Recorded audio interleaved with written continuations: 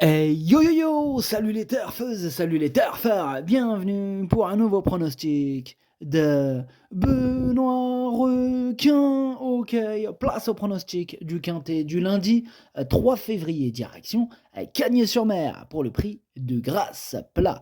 2150 mètres, 16 partants, réunion 1, course 1, indice de confiance 1 sur 5. Petit retour sur le quintet de ce samedi. Oh, il y a eu du trouble fait à l'arrivée. Cette vidéo, je la tourne avant l'arrivée du quintet de ce dimanche et je reviendrai dessus demain. Ok, c'est parti, on commence le pronostic et on commence avec le numéro 1, Cédrus, et on écoute Jean-Pierre Gauvin. Cédrus, il a réalisé une rentrée sur une distance qui était un peu courte et c'était une rentrée avec une apprentie sur le dos. Dommage qu'il ne soit pas bien sorti des boîtes car il est venu bien finir. Il aurait aussi bien pu terminer à l'arrivée. Il a perdu une livre et cette sortie lui a permis de monter un peu en condition. Il va trouver de meilleures conditions pour s'exprimer. Il ne faut pas le négliger. Il ne faut pas le négliger, nous dit Jean-Pierre Gauvin. Bien évidemment qu'on ne va pas le négliger. Moi, ce numéro 1, il me plaît beaucoup. Je l'ai gardé dans mon prono. Je l'ai mis à la 6e place. On passe au numéro 2, Black Gangster, et on écoute Nicolas Perret. Black Gangster a eu un très bon comportement la dernière fois, mais il n'a pas eu le meilleur des parcours. Il faut dire qu'il avait le numéro 16 dans les stalles de départ. Il est resté en bonne condition. Je ne pense pas que le gazon et le terrain pénible le dérangent. J'espère que cela va mieux se passer cette fois-ci, car je pense qu'il a une belle carte à jouer.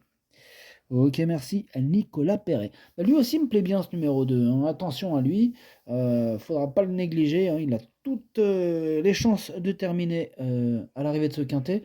Bon, comme beaucoup d'autres, parce que ce quintet, il est vraiment ouvert pour le coup.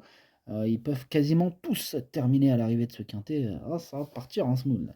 Bref, on passe au numéro 3, c'est instantanément. Alors ce numéro 3, lui, je ne l'ai pas retenu, mais c'est loin d'être une impossibilité, comme on vient de le dire, dans ce quintet très ouvert. Ce numéro 3, il est à l'arrière de ma petite liste des possibles troubles faits. On passe au numéro 4, Finn Anyway. Ce numéro 4, c'est celui qui m'embête le plus. C'est lui mon gros regret. C'est lui mon cheval de complément. 4 non partants, attention possible, cassage en vue. On enchaîne avec le numéro 5, Pestacle. Il va y avoir du Pestacle. En tout cas, ce numéro 5, moi je l'ai pas retenu, mais il est en plein milieu de ma petite liste des possibles troubles faits. On enchaîne avec le numéro 6, American Glory. On écoute encore Nicolas Perret. American Glory, il s'endurcit, il est de mieux en mieux. Bon, là, elle arrive au top pour ce quintet. La dernière fois, sa semi-rentrée est très bonne. J'espère qu'elle va confirmer et continuer à nous faire plaisir. J'espère aussi qu'elle va continuer à nous faire plaisir car je l'ai retenu, ce numéro 6. Je l'ai mis 4e, hein, il peut faire très mal. On passe au numéro 7, Sinbould, que je n'ai pas retenu, Sinbould. Par contre, c'est lui le chef et le capitaine de ma petite liste des possibles casseurs de tickets repérés, attention. On enchaîne avec le numéro 8, Kind of Star, et on écoute Madame Brigitte Rescandela. Kind of Star revient sur le gazon et sur un terrain lourd sur lequel il n'a pas trop couru. Il avait couru en terrain lourd l'an dernier à Toulouse, s'en étant pas trop mal sorti, hein. Bon, j'espère que cela sera le cas lundi. Physiquement, il est très bien.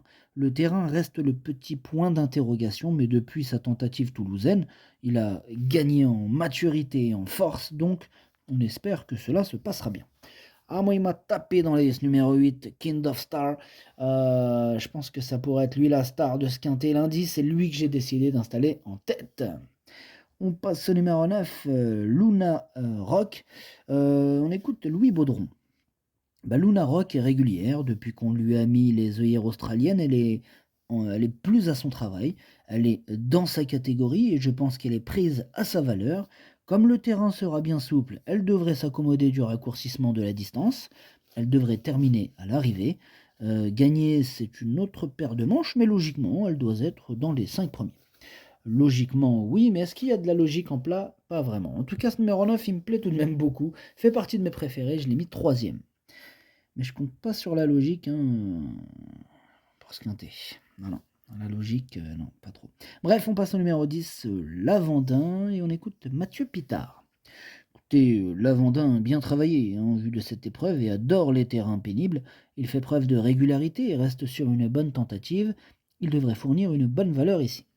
Eh bien, ça tombe bien qu'il adore les terrains pénibles. Ce sera le cas, a priori. En tout cas, ce numéro 10, je l'ai retenu, mais en toute fin de combinaison. On passe au numéro 11, Terre Blanche, que je n'ai pas retenu, j'en ai préféré d'autres. On enchaîne avec le numéro 12, c'est Probably Me, et on écoute Nicolas Collery. Probably Me a réalisé une rentrée moyenne, il faut le racheter, pardon.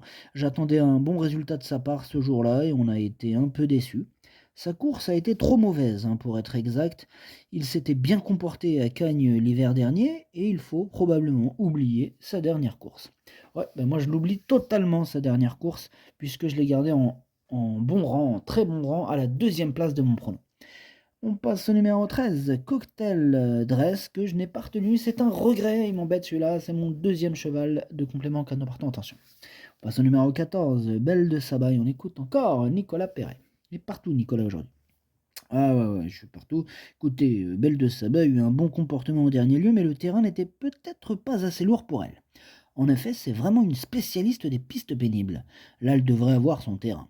Il est sûr qu'elle aurait été mieux dans la 2e épreuve, mais elle est très bien et on tente le coup en tablant sur son aptitude au terrain. Ouais, ça sera peut-être une bonne stratégie qu'il adopte là, Nicolas Perret, avec son numéro 14, Belle de Saba. Effectivement, les conditions sont réunies pour cette Belle de Saba. Moi, je l'ai gardée 5e, attention à elle. On passe au numéro 15, Mr. Owen, que je n'ai pas du tout retenu. Et on termine avec le numéro 16, Marker. Lui non plus, je ne l'ai pas retenu. Le pronostic, ça donne 8, 12, 9, 6, 14, As, 2, 10. Merci d'avoir suivi cette vidéo. N'hésitez pas à mettre un pouce bleu si la vidéo vous a plu. Merci à tous ceux qui mettent des petits pouces bleus, des petits likes. Ça fait plaisir. Merci vraiment. Merci à vous. Pour ceux qui veulent rejoindre notre équipe VIP, je vous ai mis le lien en description de la vidéo. Vous avez donc tout à disposition avec indice de confiance sur chaque ticket. À jouer avec modération. Bonne chance. Chopez-le moi. Ciao.